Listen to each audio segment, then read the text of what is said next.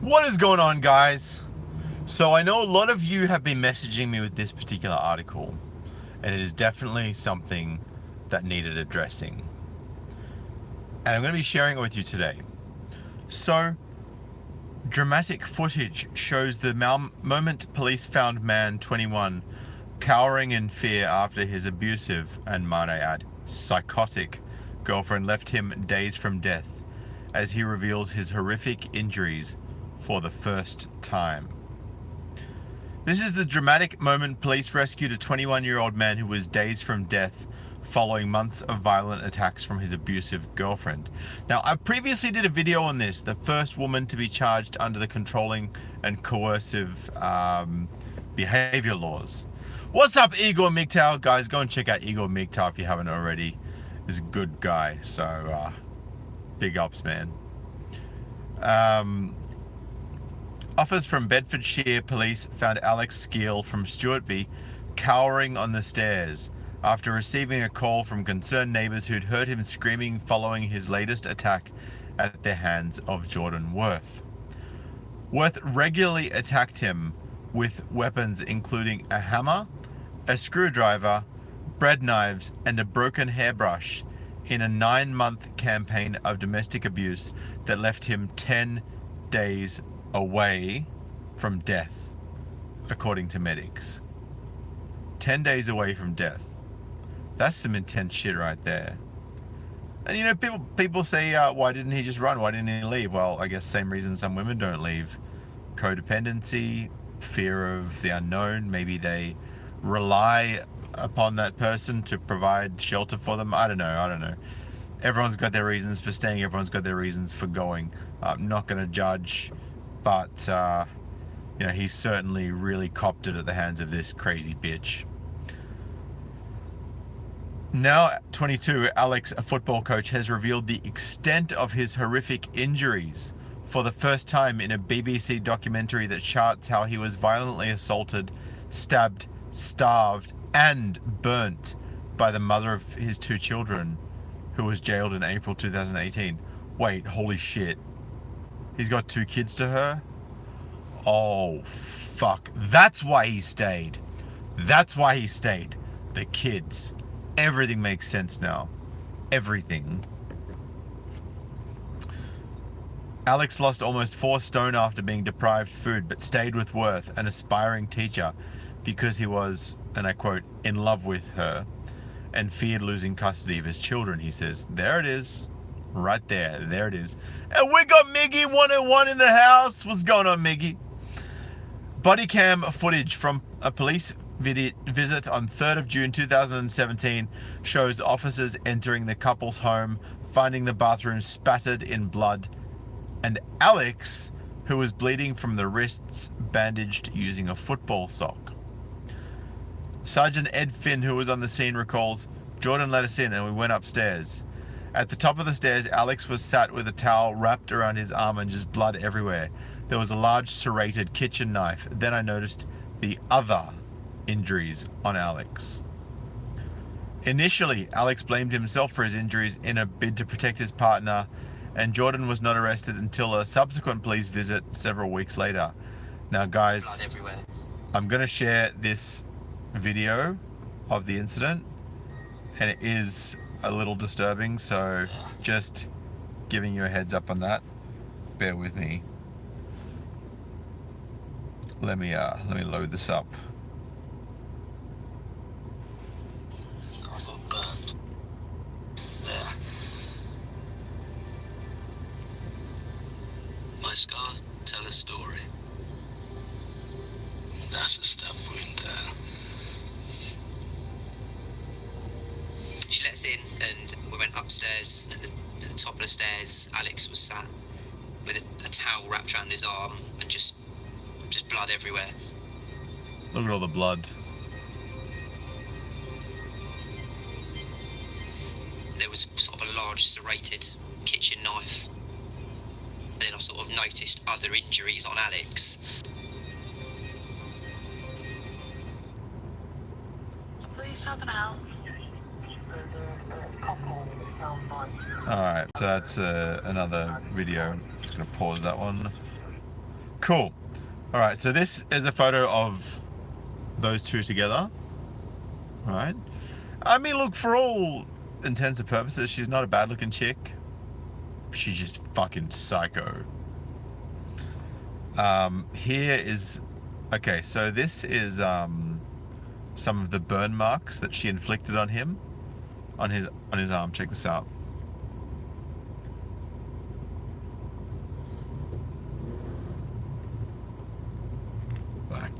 You know how hard that shit is to scroll with your little finger? There we go. So that's the burn marks on his arm.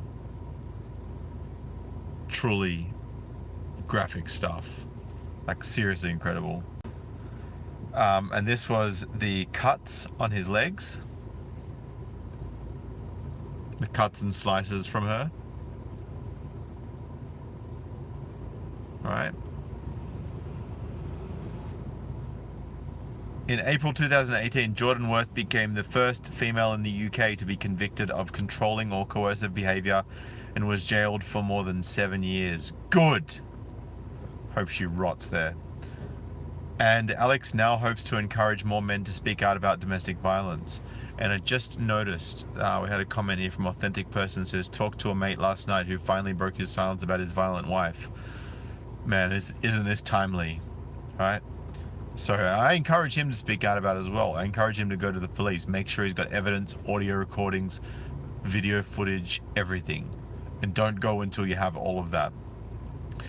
The father of two was alarmingly thin and in poor health by the time of Jordan's arrest, after his untreated burns became infected and he developed hydrocephalus, a buildup of fluid on the brain caused by major head trauma. Damn. Alex relives his horrific ordeal in Abused by My Girlfriend, which reveals... Oh, Abused by My Girlfriend. So this is actually a documentary, guys. Abused by My Girlfriend. I think I need to go and check this out. This should be very interesting. Which reveals in harrowing detail how he went from a carefree teenager to being hit, stabbed, and burnt with boiling water on a regular basis. Now, I reiterate, the only reason he stayed is because they had 2 kids together and he didn't want to lose access to his kids because he knew how psycho and controlling and manipulative she was and how much danger his kids were probably in if he didn't stay. Shocking images in the documentary show Alex's bruised and bloodied legs, scarred wrists, and skin hanging off his arm where he was scalded with water from a kettle. Alex was a football-mad 16-year-old when he first met Jordan at a college concert in June 2012 and soon became besotted with her. She was very caring, confident, loving, he says of the aspiring teacher. She just showed a real interest in me. Despite friends describing Jordan as delightful and her boyfriend as quite smitten, Alex's mother Ged said it wasn't long before her behavior took a dark turn. The longer they were together and as the relationship grew, the mind games started playing, Ged recalls. Jordan would say, "I don't really like the color grey. I don't think you should wear the color grey," Alex recalls. She'd say, "I don't like your hair like that. You should have your hair done like this. I don't like the shoes you're wearing." But I never took it as a negative. It was more like, I won't wear it again. It won't impress her. And guys, look, for any of us who have dated, I think we can relate to the whole thing where it's just easier to, like, if it's just something basic or simple or small, like, oh, you know, I don't like you in grey. It's like, well, okay, we won't wear grey, we'll wear something else. Like, it's just easy, you know? And we do this all the time when we don't know better, to please our girlfriends or our partners or our wives. But we don't actually realize that it's part of controlling behavior. And they don't even know it sometimes, but it is. So that's where you say no, the most important word in the English language. On one occasion, Alex's family treated her to a night at the theatre in London, only for her to disappear from the hotel in the middle of the night, sparking a frantic search before reappearing in the hotel lobby an hour later, just laughing. Another time, she ruined Alex's 18th birthday party by screaming abuse at a female family friend who she'd grown jealous of. Oh, that was a red flag right there. That was a red flag right there. Alex eventually tried to break... here we go. But despite her erratic behavior, Alex brushed off his family and friends' growing concerns, admitting, "I was a bit clouded by what happened because at the time I loved her." Alex eventually tried to break things off, but Jordan came back with the bombshell revelation that she was pregnant and returned to his life a year later. So she went away for a year and she came back. Man, that poor guy didn't even get a DNA test. He should have got a DNA test. I'm just saying. She was pregnant and returned to his life a year later with baby Thomas J, or TJ, who was born in May 2014. It wasn't long. See, this is her with one of the kids there, right? Looks relatively happy. Looks can be deceiving, right? So just think because you think someone's nice doesn't mean they are. You make sure that you judge them on their actions, not on their appearance. So critical for you guys to stay safe. It wasn't long before the young couple were back together, and despite Alex's hopes that she had changed, the cracks soon reappeared. Alex's best friend explains, Jordan just got back into his head to the point where you couldn't do anything to stop it. Before long, Jordan forced Alex to choose between her and his family, which resulted in the young couple moving into their own home in Stewartby, Bedfordshire in July 2016. Just 19 at the time, Alex didn't speak to his parents for 2 years, even when the couple welcomed their second child, a little girl called Iris, in May 2017. So the guy didn't speak to his parent for 2 years because of the position that he was put in by this crazy thought. Things went from bad to worse when Jordan forced her boyfriend to change his phone number and threw away his PlayStation console to further cut him off from his loved ones. So guys, if you know anyone who just is dating someone and starts to go AWOL, especially if you've seen some red flags, seriously think about what that could mean for your friend or the person you care about. Investigate, find out. And don't take no for an answer. Like, just look around for stuff that's changed, right? Look for, just monitor their behavior, monitor their responses. She even set up a Facebook account in Alex's name where she would send abusive messages to his friends in a bid to isolate him further. Again, if you're noticing things from your friends which don't seem normal, it's probably a red flag that someone else is involved.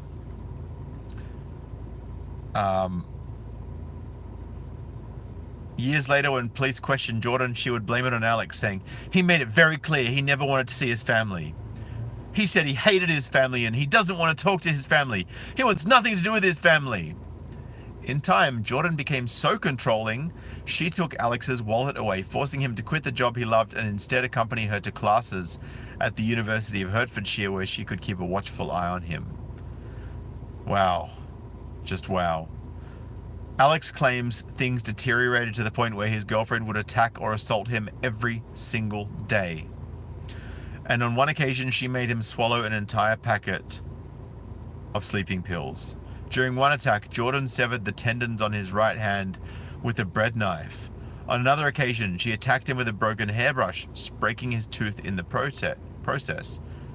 "I had no money, I didn't drive, so in the end I just ripped the tooth out," Alex said, recalling how being struck with screwdrivers, hammers, and knives became part of everyday life.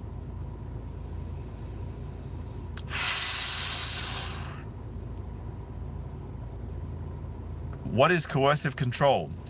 Under laws, bullies who emotionally abuse partners can face up to 5 years in prison. This is in the UK, for the record.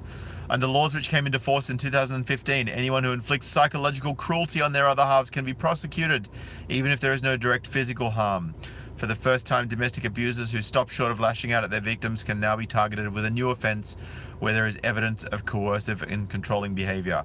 This could involve preventing a partner from seeing family or friends, keeping them short of money, controlling their social media accounts, spying on their communications, or determining aspects of their everyday life, such as when they eat, sleep, or even go to the toilet. Prosecutors are determined to tackle the problem of perpetrators who trap their victims in a living hell with repeated threats, humiliation, and intimidation. And as we're working out, and as it's starting to come out, it's more often than not women, not men, that are engaging in these kind of behaviors.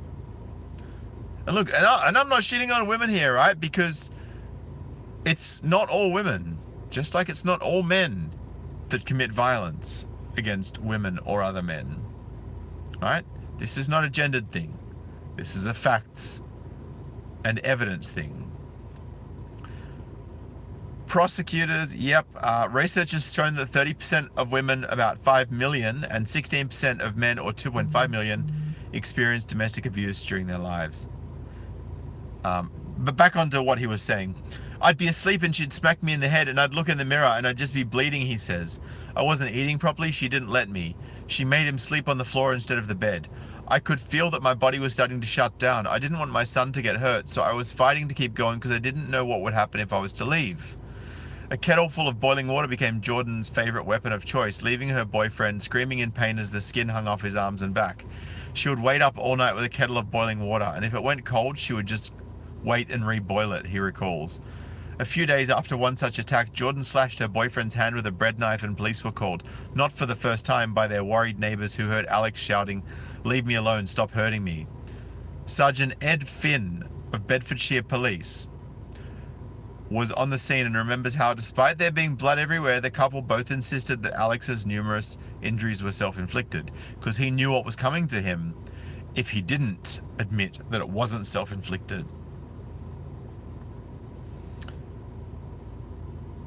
Officers took Alex to hospital to fix his badly burnt arm, but Jordan came in and walked him out of the hospital, despite the attempts of the surgeon, who could sense something was wrong, to make him stay. Psycho. It's strange because it was the right time in the right place, but I didn't say anything, Alex recalls. I kept saying if I did it to myself, I was scared of what she was going to do. But a few days later, when Sergeant Finn got a call from the couple's address, he seized the opportunity to take action. He recalls, as soon as I saw him in the light of day, the state of him in terms of countless injuries all over his body, the fact that he had this horrible dirty clothes on, he was pale, thin, I thought, he's being abused. Jordan seemed very slight, well-spoken, very polite to all intents and purposes, a very nice lady, he recalls. Yeah, a very manipulative lady who knows exactly how to fool people. Despite his protests, Sergeant Finn was able to persuade Alex to tell the reveal what was really going on and finally arrest Jordan on suspicion of assault and grievous bodily harm. Good. He was taken to Bedford Hospital's acute clinical unit and then to Addenbrooke's Hospital. When they managed to get Alex to hospital, doctors said he was just 10 days from death in his physical state, by which point his burns had become infected. Body cam footage and police tapes from the day Jordan was arrested show the 21-year-old looking alarmingly frail, covered with bruises and dressed in blood-stained clothes, unable to make eye contact. Shockingly, the frail 21-year-old is seen giving Jordan a hug and a kiss goodbye before he's taken to hospital, again protecting his kids. In his interview, when asked by an officer how he feels about moving forward, he replies, "I just don't want to get hurt anymore." Alex returned. Yes! Yes! He's got the kids! What a guy. What a guy. You know, he did this all for his kids and it paid off. Alex returned home to his family where he was reunited with his children in September 2017. Jordan was charged with 17 counts, including wounding with intent, causing grievous bodily harm with intent, and controlling or coercive behavior in an intimate relationship. On 13th of April 2018, 3 days after my birthday, Jordan was given two 7-year sentences for wounding with intent and grievous bodily harm to be served concurrently at Luton Crown Court. Good.